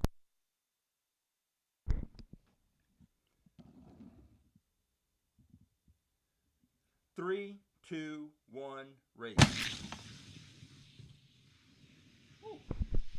That race was close, but it wasn't close enough because Roughshod's Twin Mill has taken it and is today's tournament champion.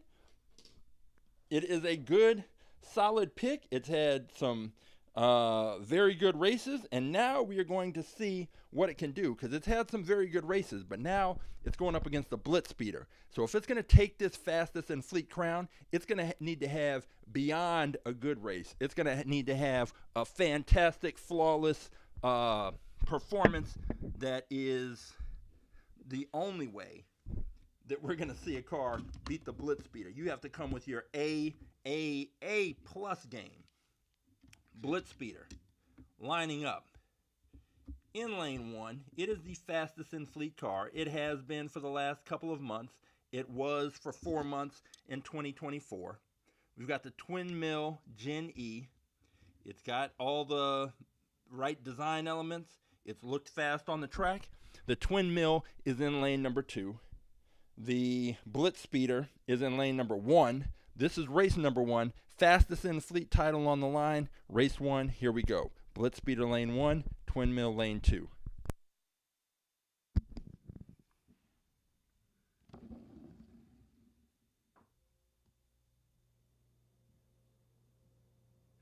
Three, two, one, race.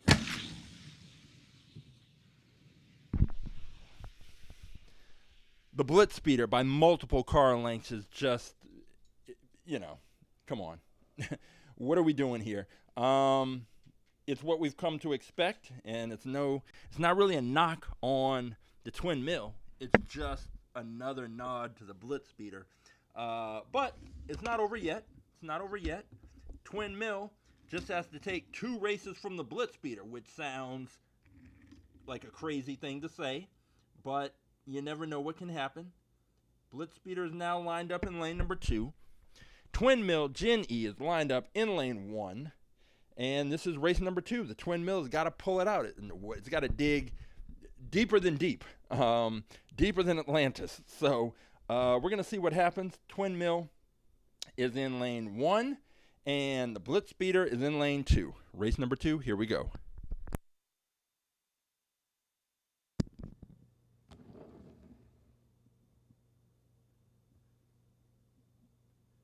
Three, two, one, race.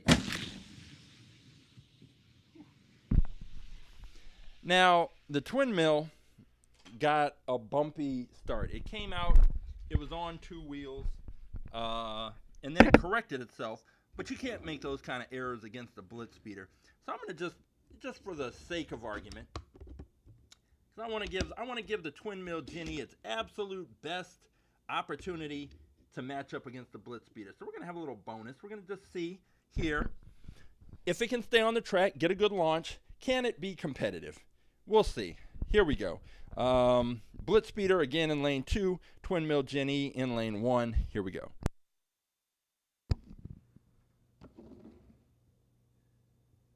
Three, two, one, race.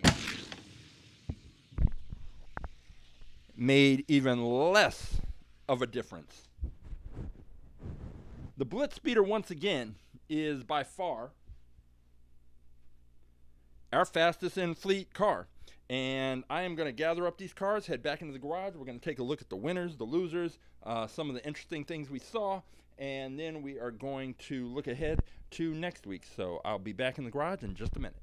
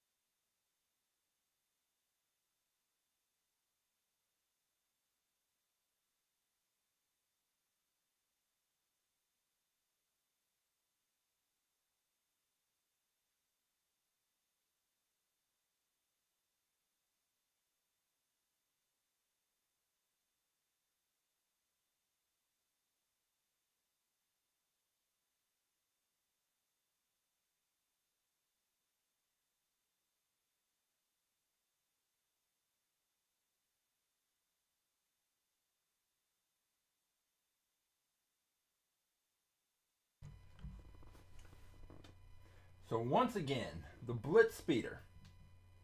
I don't know what else to say. It feels like this is exactly, we're saying the same things every single week. The BlitzSpeeder is just not. It's on such a different level that you can't even be mad when cars get blown out. It's just, can cars be competitive? Like right now, we're not even thinking anymore. At least I'm not. I'm not even thinking about, can a car beat the BlitzSpeeder? That's out of my mind. That's fantasy land stuff. That's not even a thought. What I'm wondering now is, can a car be competitive with the BlitzSpeeder? What is it going to take? Because we have not seen the BlitzSpeeder challenged. We haven't seen it pushed. We haven't seen it taxed. We haven't seen it stressed. Nothing. This car is the fastest Hot Wheels car on the planet by far. And we've put it against every type of car that we can find. There are still more because we've got 868 cars in our fleet. So there is a possibility that there's a car faster than the BlitzSpeeder, but I haven't seen that car. And unless you can pick that car, I don't know what to say. The BlitzSpeeder is going to remain the fastest Hot Wheels car on the planet, in the galaxy, the universe, what have you. This car is so fast. It is so aerodynamically sound. When we put it in the wind tunnel on Wednesdays, we see that the air is flowing right along the car. There's no separation of the airflow. It is, I'm almost want to say, the perfect Hot Wheels car. If we can find a car that happens to be faster, then I'll be very interested. But right now, it's just, can we find a car that is competitive? Because that twin mill Gen E was fast.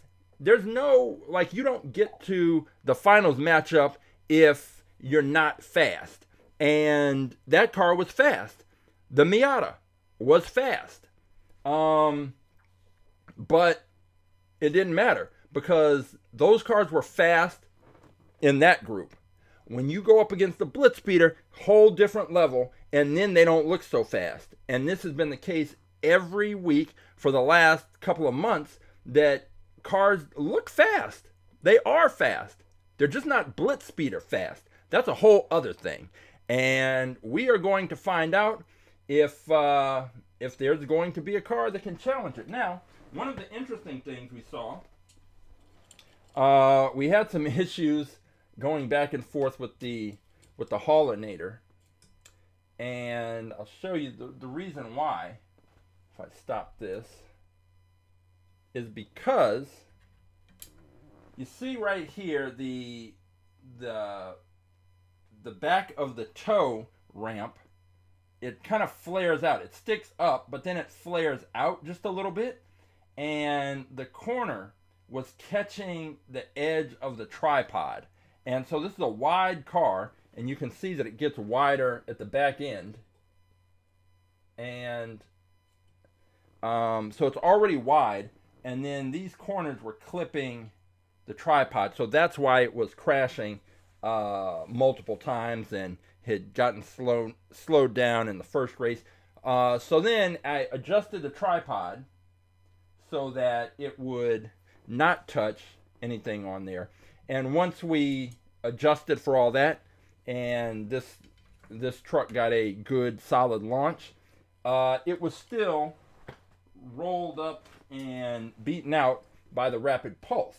Now the Rapid Pulse had the Best for Track logo on the bottom, and Hot Wheels and Mattel claim that means that these cars are going to do well on the track because they have a metal base, and then the top is usually plastic, and so there's a lower center of gravity, and they're saying that helps these cars move down the track. Okay, well, it was competitive because it almost beat out the Miata, but the Miata took the race. So there's something there's something to that. So if you see a car with, I don't know if they're still doing it because they always change their kind of marketing and what they're doing. But if you see a car with that little Best for Track insignia, this thing right there, that, if you see that symbol, then consider that car. So if you see it in, like, let's say you're in a store in your area, and usually if it's got this best for track thing, you can either look at the bottom of the car, or it'll just be indicated on the actual packaging. This one isn't, because it's got this rapid rescue first response siren here. But this is usually where it is, if it's going to be somewhere on the car. So if you see that, check the name of that car and then send it to me, and I'll see if I have the car, and then we can kind of go from there. Another thing that we saw was from the salt shaker. And what we saw was at the back end of the track, this car slowed down.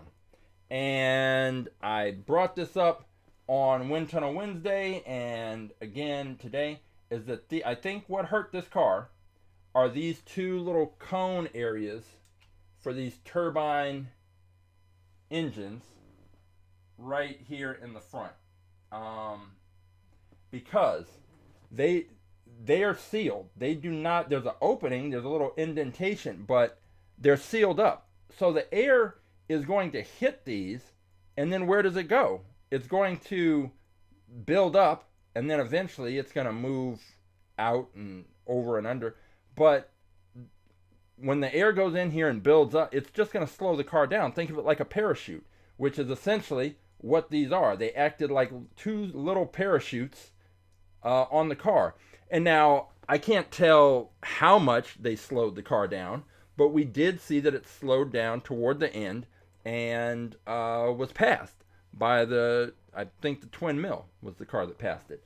So the design is important, and these openings, if this had been if these were like on an airplane, then they'd be pulling air in and blowing it out the back, and that would help increase the speed. But that's not the case, and I think that hurt this car. If you had this exact same car, but it didn't have these openings here, or if they came to more of a point and were closed, I think this car probably would have done much, much better than it did.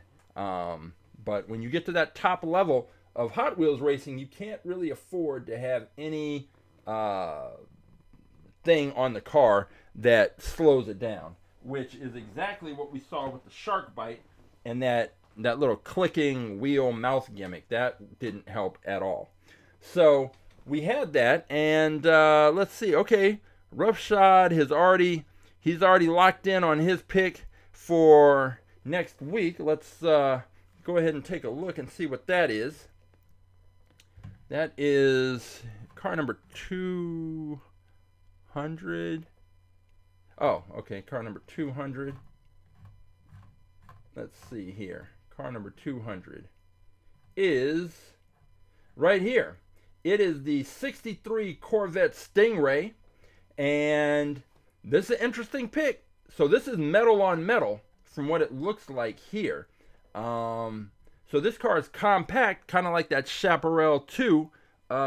Even if it is metal on metal. So we saw that just because it's a heavy car is not a guarantee that the car won't do well. That Chaparral 2 weighed about 40 grams, and it was heavy. It was a metal on metal car, but because it was small and compact, had good aerodynamics, it did well in the Tournament of Champions. It got pretty near, close to the end, if I remember correctly. But so yeah, we'll see if Roughshod's pick of this 63 Corvette Stingray, if that holds. We'll put it in the wind tunnel on Wednesday, and I'm just writing this down so that I remember to pull it. Car 263 Stingray, and we'll see what happens when that car hits the track. If there is a car that you're considering and you're not sure, maybe I want that car, maybe I don't, then I suggest you join us on Wind Tunnel Wednesdays, every Wednesday, 4 p.m. on YouTube, Twitch, and Instagram. And we take cars and put them in the wind tunnel and check out their aerodynamic profile. We get into a little bit more of the science behind the drag and what we're seeing with the cars in the wind tunnel, but it's a good place especially if you're trying to decide between two cars. Wind Tunnel Wednesday is a great place to test out, put both cars in the wind tunnel, take a look, and then make your decision, because you're going to see the BlitzSpeeder in the wind tunnel first. It's going to be the first car in. So you're going to be able to see exactly how the air is flowing over the BlitzSpeeder. What you want from your car is you want the air to flow in a similar way, because you cannot beat the BlitzSpeeder if you've got more drag impacting your car than the BlitzSpeeder has. There's different factors that come into play, but that's one that's absolutely something that you have to account for. Christopher is let's see. So he's got two that he's considering, and that is number 63 and number 89. So let's go ahead and take a quick preview of those cars. He's talking about, let's see, 63. Thank you, Roughshod. And yeah, I'll catch you down the line. Okay, so this Jaguar XE SV Project 8. It's a good solid car. And then possibly he said 89. So that is this one, this Honda Civic Type R. So yeah, this is these are two cars that you'll probably want to see. We'll put them in the wind tunnel on Wednesday. You can get a good look at the aerodynamic profile, the amount of drag, and then make your determination. And if anyone else, if you have a car that you're considering, all you have to do is go to AtTheTrack.live, select the choose a car option, and then find the car. When you take the number in front of the car, drop it in the chat on Wednesday. I'll pull the car, we'll put it in the wind tunnel, and that will be what we do. And then we'll be back here next Saturday. More races, more fun with the trying to see if we can find a car that can beat the BlitzSpeeder or be competitive with the BlitzSpeeder. Maybe we can, maybe we can't, but we'll still have fun doing it. Hot Wheels, can't go wrong. If you would like more information about our science program, all about aerodynamics and how to bring it to your school or organization or special event, you can go to our website, aaAerodynamics.com, or you can follow us on Instagram at aaAerodynamics. All the information you need is in the bio. So, for Wind Tunnel Wednesday, for All About Aerodynamics, and for At The Track Live, I am Coach James. Thank you for watching, and until next time, I will see you at the races.